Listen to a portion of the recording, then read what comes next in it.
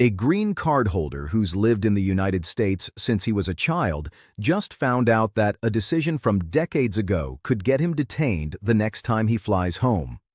His name is Curtis Wright. He was born in Canada. And this is exactly what the Supreme Court's ruling on green card holders looks like in real life, not in a courtroom, not in a headline, but at an actual airport gate. If you're a green card holder or you love one, you need to understand this case because it's the clearest real-world example yet of what changed this summer and why it could apply to more people than you'd expect. Let's start with what actually happened to Curtis Wright. According to Newsweek, Wright is a Canadian-born green card holder who has lived in the United States since childhood, essentially his entire life. He was detained by immigration officers during secondary screening at George Bush Intercontinental Airport in Houston. The reason wasn't a recent arrest, wasn't a pending case, wasn't anything current at all. Officers pulled up a decades-old misdemeanor conviction sitting in his record, something from years, possibly decades in the past, and used it as grounds to detain him right there at the airport. Think about what that actually means for a second. This is someone who, by every practical measure, is American. He grew up here. He almost certainly went to school here, built friendships here, probably has a job, a routine, an entire life anchored in this country. And a piece of paper from years ago, something that likely felt like ancient history to him, was enough to pull him out of the normal line and into a detention room. Now, to understand why that's even legally possible right now, we have to go back to a Supreme Court decision from June of this year, a case called Blanche versus Lau. In a 6-3 ruling, the court decided that border officers do not need what's called clear and convincing evidence that a returning green card holder actually committed a crime before treating them as someone seeking admission into the country, rather than someone who's already a lawful permanent resident simply coming home. That distinction sounds technical, but it is enormous in practice. If you're treated as already admitted, you have significant legal protections. If you're reclassified as merely seeking admission, you have dramatically fewer. Here's what that reclassification actually allows officers to do.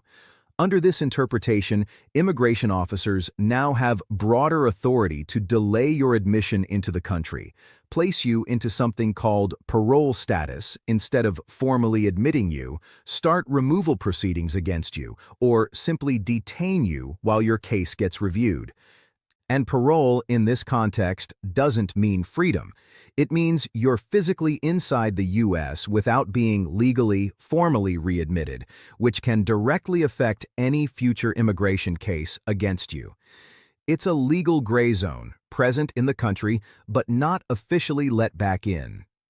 Quick pause here, because if you're a green card holder and this is genuinely relevant to your own situation or someone in your family's, go ahead and hit subscribe and turn on notifications, because we're going to keep tracking real cases like this one as they surface. I want to be precise about what this ruling does and doesn't do, because it's already being widely misunderstood. Maddie Boyd, a staff attorney at the Immigrant Legal Resource Center, told reporters this ruling does not affect every single green card holder walking through an airport. It specifically applies to people with criminal charges or past offenses that could qualify under a legal term called a crime involving moral turpitude, a deliberately broad, somewhat vague legal category that covers a wide range of past conduct. She's urging anyone with a pending case or any criminal history, even an old one, to speak with a lawyer before traveling internationally. And that's exactly the situation Curtis Wright fell into. Not a current threat, not an active case. A conviction from years ago that most people would have assumed was simply in the past, filed away, done. Justice Ketanji Brown Jackson wrote a pointed dissent in this case, and her words are worth hearing directly because they capture exactly what's at stake here. She wrote that being reclassified down to seeking admission status is, in her words, not costless, because it makes someone eligible to be immediately detained or paroled. She went on to say that parole itself can lead to serious negative repercussions, including the potential loss of someone's actual green card status and their ability to work in this country. And then she made the point that I think matters most for understanding why this feels so unsettling to so many green card holders right now. It is a fundamental maxim in our country that all are innocent until proven guilty, she wrote, and yet someone can be stripped of their already admitted status, treated as a new applicant, and paroled solely on the basis of an accusation, not a conviction, not proven guilt, an indictment alone. Dobrina Ustin, an immigration attorney, told Newsweek this ruling raises concerns that go beyond simple legal procedure. Green card holders, she said, may now face what she called serious immigration consequences before their criminal case is even resolved, something she pointed out is genuinely difficult to reconcile with the basic presumption of innocence that's supposed to apply to everyone in this country. That's really the heart of why this case has struck such a nerve. It flips a principle most people assume is a given, innocent until proven guilty, and applies a different, lower standard specifically to people whose immigration status was already supposed to be secure.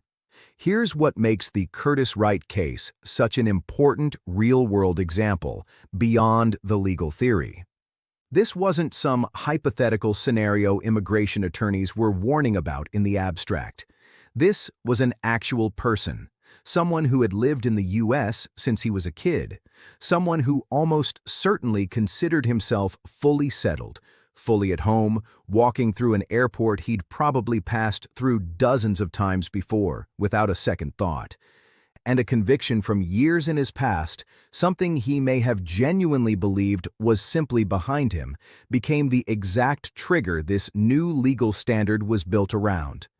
There was no new crime, no new accusation, no fresh red flag, just an old file meeting a new rule.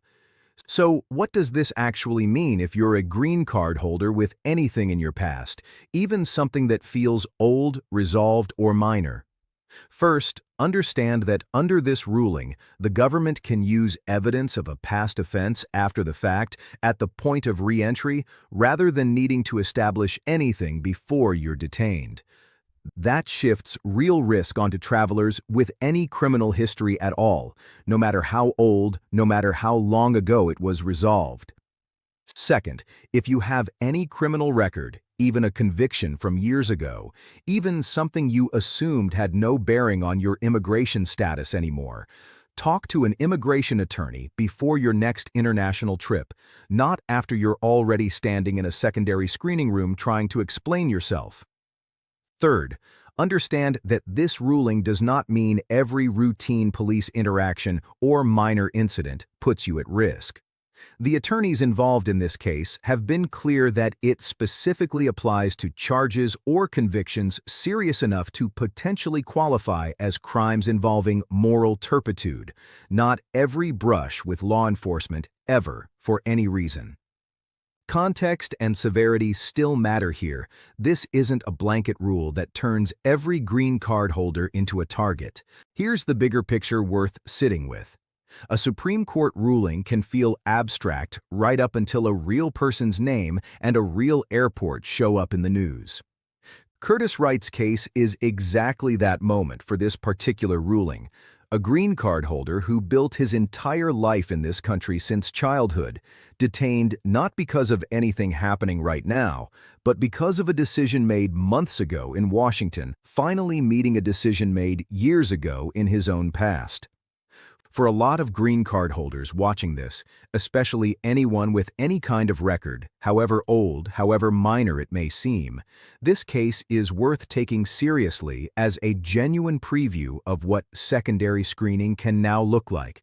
Not a rare exception, but a real, documented example of the new standard in action. Before you go, make sure you've hit subscribe and turned on notifications, because we're going to keep following real cases like this one as they come to light, and tracking exactly how this ruling continues playing out for green card holders across the country in the months ahead. If this video helped you understand something that could genuinely affect you or someone you love, share it with them. Because right now, knowing your own history and getting ahead of it before you're standing at that airport counter matters more than it used to. Thanks so much for watching. Stay informed, stay prepared, and take care.